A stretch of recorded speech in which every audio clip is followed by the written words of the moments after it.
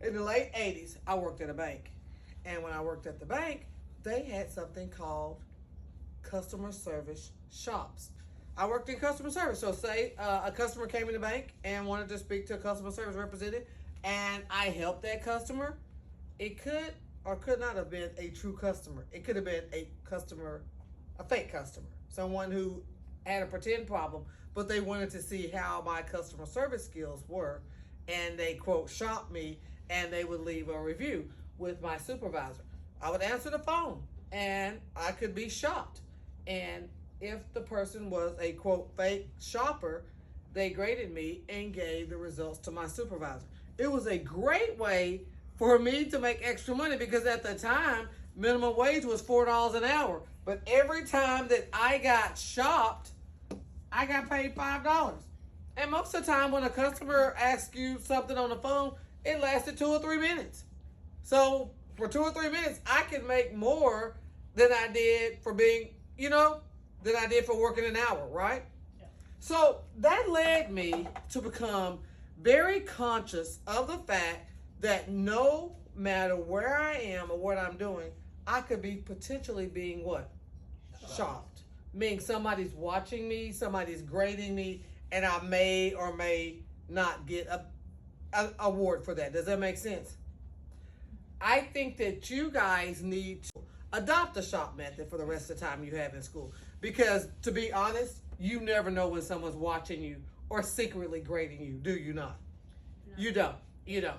So if you're in class and you're being, say, noisy or disrespectful to the sub, how do you know that sub isn't here shopping you as a secret mission and grading you and giving that report back to Miss James on how you were? Flash people, every day of your life you're being shopped.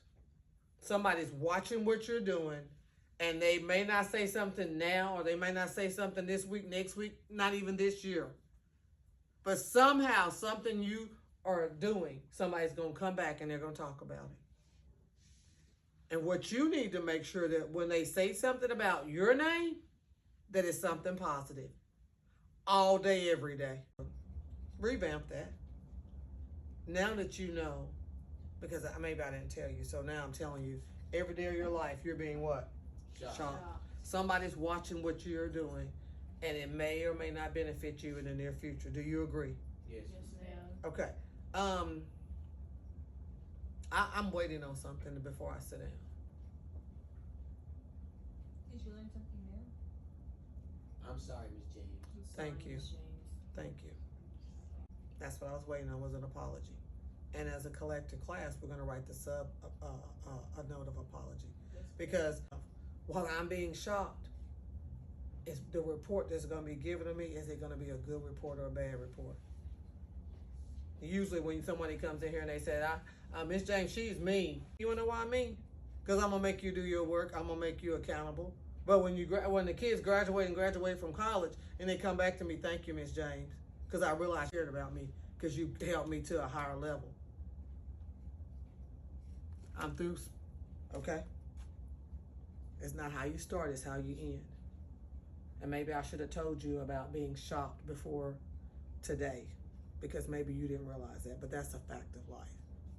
And you may actually hurt yourself from enjoying future things